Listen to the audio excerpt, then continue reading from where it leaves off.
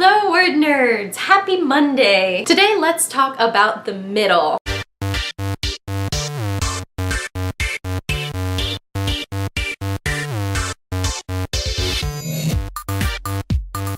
The middle of your book can really make or break you. For readers, it's either the page-turning part, the part that makes them have to know what happens until the end, or the part that makes them set the book aside. For writers, I feel like it's a little bit of the same thing, but it tends to be more of the second part. It's the thing that is really hard to write, so a lot of times people don't get past the middle. So today I've got a few tips for you on writing middles, what the middle of your book is supposed to be, and some things that you can do for your plot to make the middle not only more exciting to write, but more exciting to read so that you have a really strong, cohesive story. And hopefully if you're in the drafting phase, this means a little bit less work on the revisions front. But either way, hopefully it's helpful. No matter what genre you're writing, the point of the middle of a book is to keep increasing the conflict. Everything needs to be sort of snowballing to what the climax of the book and then the end of the book is gonna be. In this, there are a few things that need to be happening. Whatever the antagonist of your book is, they need to be moving against the main character.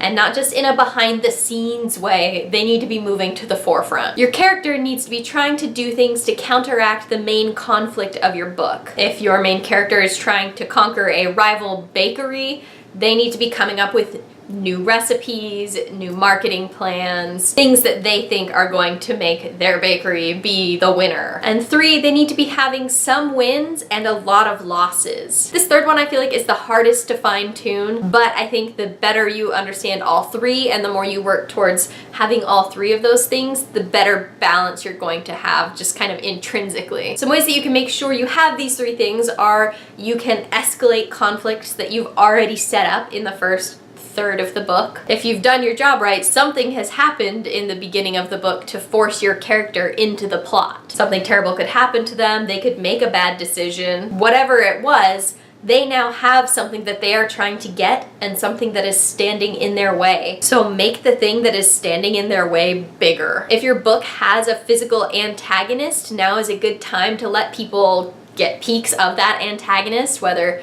it's a person or a monster. The middle is a great time to give the readers a taste of just how serious the antagonist is. If someone has been threatening murder, maybe kill someone or multiple someones. If your character has stage fright, make them get on a stage. If you've got more of a political thriller thing going on, people have been talking about wars or taking on people who were formerly allies, have those things actually happen. Have someone declare war, have someone kill an ally. Just think to yourself, what could I do to make this way worse than it already is, and then do that thing. You have set a stage already just by writing the first however many pages you have. So look at what you've written and play with it. Don't think about the ending you have set up. A lot of times when I'm relying too heavily on my plot, I end up not taking risks because I think, oh, well, I need to get to this endpoint that I've already set up. And so if I blow things up, how will I get to that endpoint? And my story is always weaker when I do that. In one of our live chats recently, Kelly mentioned a quote from Shonda Rhimes, I believe it was, where she would tell her writer's room, if you have an idea for your story, use it now. Don't save it for later. And the middle is your prime use it now space. If you were thinking, oh, maybe someone will betray someone at some point in the book, do it now. And as you are making things worse and complicating things further and giving your characters new information that will hopefully guide them towards the end of the book, give your characters time to plan and to react. Give your character a small victory only to take it away in the next scene more than they thought possible. And I know this is all very vague because I don't know your plot. I can't tell you exactly what to do to make your book perfect in the middle. Only you know your characters well enough to know what would truly wreck them. But my biggest piece of advice for the middle is to stop worrying about the ending. Yes, make everything terrible. Yes, blow things up.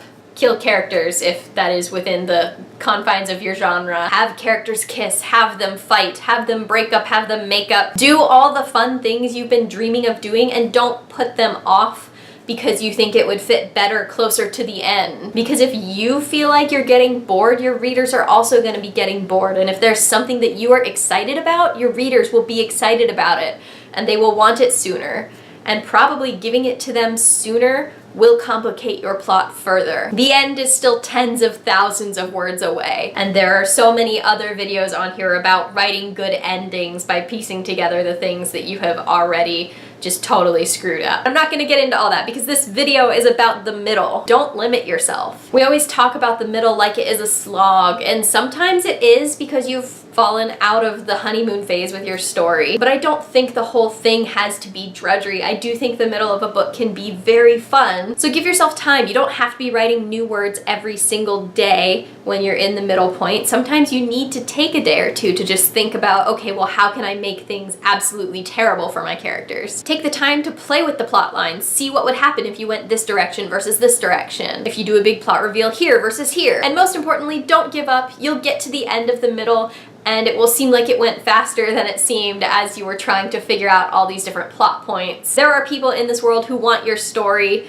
and they want it to be as good as it can be, so definitely just keep ramping things up, keep making them more exciting, have fun, take risks, all of the writing platitudes. But for reals, do it. I believe in you. I know you can get through it. Let me know any questions you might have or your own favorite tips for getting through the middle of a book down in the comments. And be sure to tune in this Sunday at 7:30 p.m. Eastern Time for our usual live chat where we are going to be doing our book club. We're talking all about Vicious and Vengeful by V.E. Schwab. I've also put a link down in the description to one of my wrap-up videos that I did shortly after Vengeful came out in case you need any refreshers on these books. Best of luck with the writing, Word Nerds. I cannot wait to see you on Sunday, and until then, stay nerdy.